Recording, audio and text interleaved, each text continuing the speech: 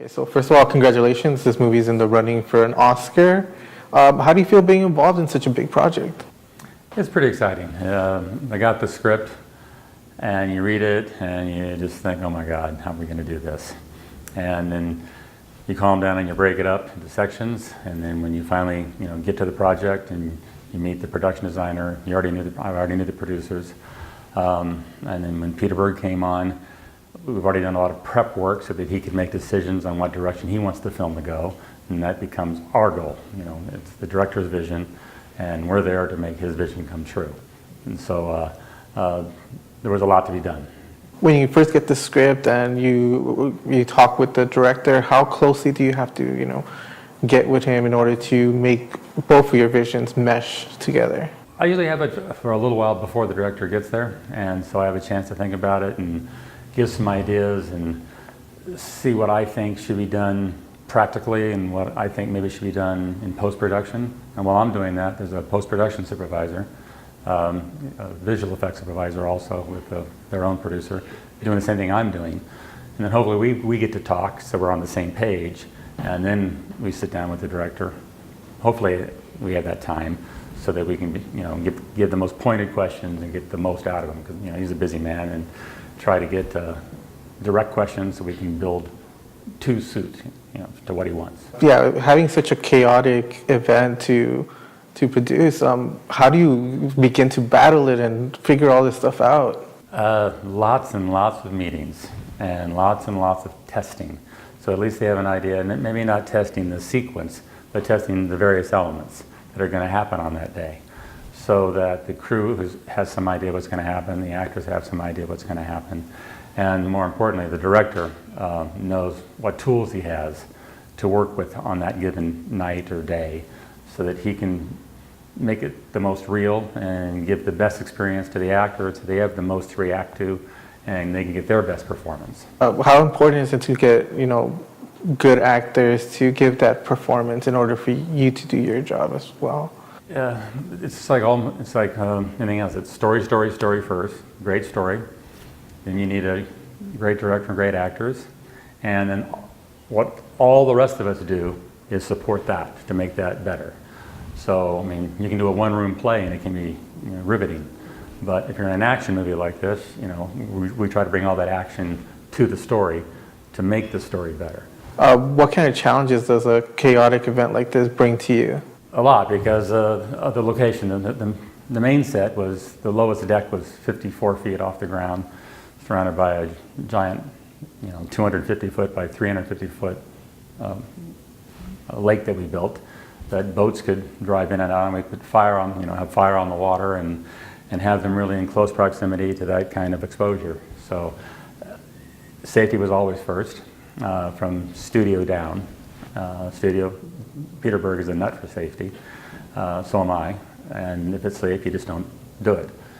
You can push the envelope, you can make it uncomfortable, and we strive for that, to give them the most realism we can, both on film and to the actors.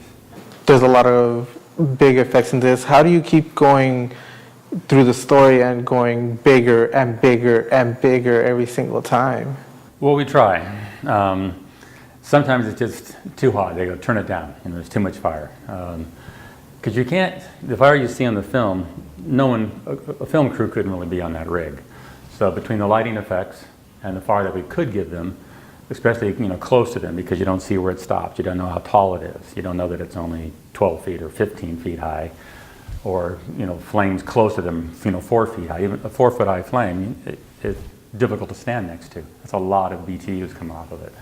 And then you have to try to get things to go through the air to distract you, or we'll do small propane explosions or small fuel explosions, especially between the actor and the lens to make it more dramatic, so it brings it in even closer. Anything to bring the audience into the danger that that person is portraying, that actor is portraying. So how much of these effects are actual practical effects, and how much is it visual effects afterwards?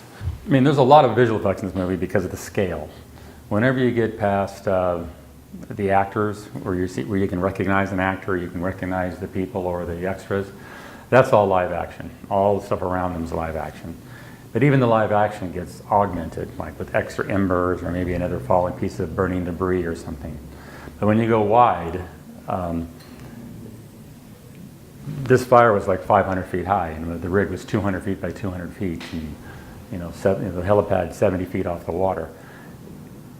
It's not that it's impossible to do, but the quantity of fuel and environmental concerns, and how do you build it for a one-taker when you can do it in post? So you always but you weigh the two out, what makes most sense. And the extremely large fire in the background and the full-scale set made sense on this film to be done in post. What did you enjoy most about working on this film? All the challenges. One of our biggest sequences was the drill deck. From it being a normal working, looks like a full working drill deck, but it's not. It was a set.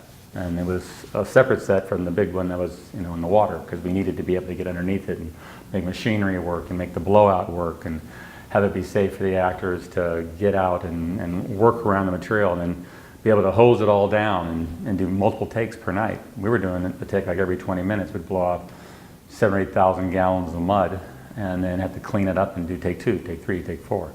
And this went on for days and days and days and days.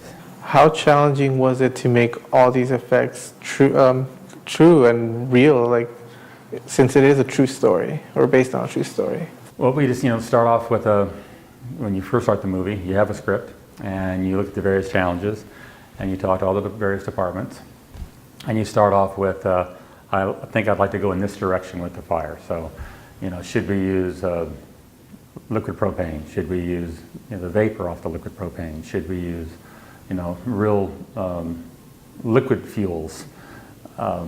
Many fires we do are liquid fuels, but I try to stay away from that because if something leaked 54 feet up, you're kind of doomed.